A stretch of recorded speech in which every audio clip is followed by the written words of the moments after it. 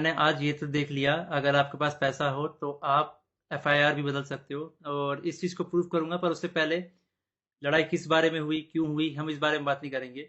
मैं सीधा पॉइंट पे बढ़ता हूँ। एलविश ने जो लोकेशन दी थी वो उसके घर की लोकेशन थी, या फिर किसी के तो घर की लोकेशन थी।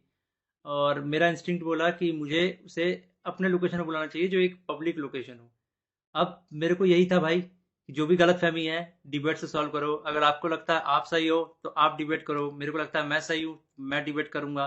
तो कुल मिला के शब्दों से ही जीतना था इस चीज को। और मैंने पूरी तैयारी की थी। मैंने वहां पे सोफा वोफा सब लगाया था कि जब एलविश भाई आएंगे तो वहां बगल में बैठेंगे, ये वो फलाना ठिकाना। लेकिन जैसे ही वो आए, एक तो अटैक करना शुरू कर दिया, ऊपर से बहुत सारे बंदों के साथ आए। ऊपर से ये भी नहीं था कि वन ऑन वन फाइट हो। उसके साथ उसके कुछ बंदे थे, वो भी मदद कर रहे थे उसकी। इस तरीके से मदद कर रहे थे कि मैं कुछ कर ही नहीं पा रहा था, क्योंकि मेरे को दो तीन लोगों ने पकड़ लिया था अगल बगल से। अब जब लड़ाई हुई, लड़ाई के बीच में ही एलविश ने मेरे को लगभग ये अपने घुटनों से नाक पे मारा, कई बार हाथों से मेरे सिर्फ मुंह पे मारा। और जब मारा उसके बाद उसने बगल से एक फ़ोन भी उठाया जो दूसरे एंगल पे रिकॉर्डेड है, और फ़ोन से मेरे स्पाइन पे मारा। और आप सभी को पता है, अगर स्पाइन पे गलती से भी स्पाइन टूटता है तो आप ज़िंदगी भर के लिए लावारिस हो सकते हो, अपाहिज हो सकते हो। तो उसके बावजूद उसने मारा मारा। और उसके बाद उसने क्या किया, जान से मारने की धमकी भी दे दी। अब जान से मारने की धमकी एक दो बार नहीं दी, मल्टीपल टाइम्स दी। कम से कम जितना मुझे पता है 3 बार तो दी ही थी उसने धमकी जान से मारने की। और ऑफ कैमरा भी उसने कई बार जान से मारने की धमकी दी।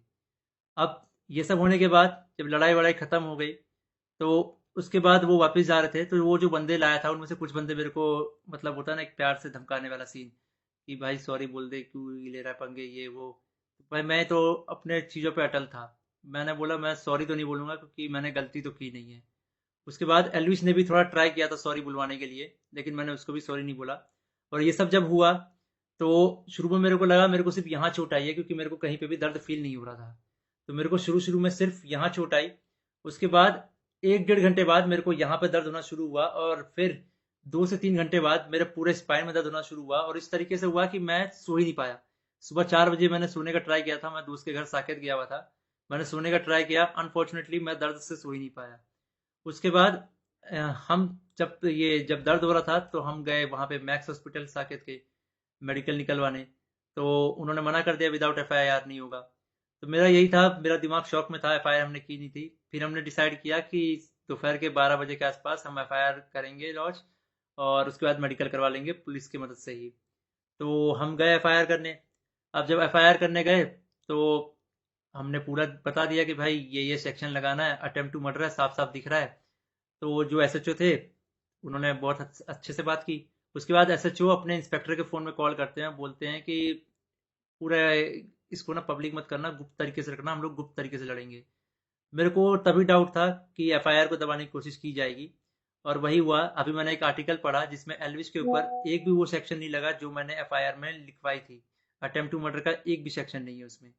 तो कुल मिला के मैं क्या समझूं, अगर आपके पास पैसा हो तो आप एफआईआर भी बदल सकते हो।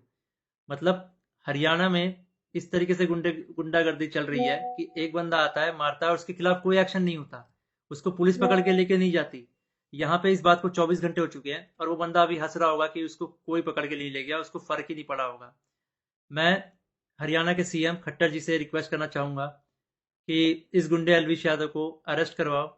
इसका बैकग्राउंड बहुत खराब है। जिस तरीके से ये यूथ को इंस्पायर कर रहा है, वायलेंस को प्रमोट कर रहा है, उससे साफ साफ पता लग रहा है यूथ बहुत गलत वे में मोटिवेट हो रही है इससे।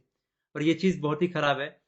तो खट्टर जी, मैं इंडिया के कानून पे बहुत भरोसा करता हूँ, लेकिन अगर यहाँ पे नाइंसाफी हुई तो एक तरीके से बहुत सारे लोगों को ये तो समझ में आ जाएगा कि इंडिया का कानून सिर्फ गरीबों के लिए बना है, अमीरों के लिए नहीं बना है। तो मैं नहीं चाहता कि ये कानून भी, ये एफआईआर भी दब जाए।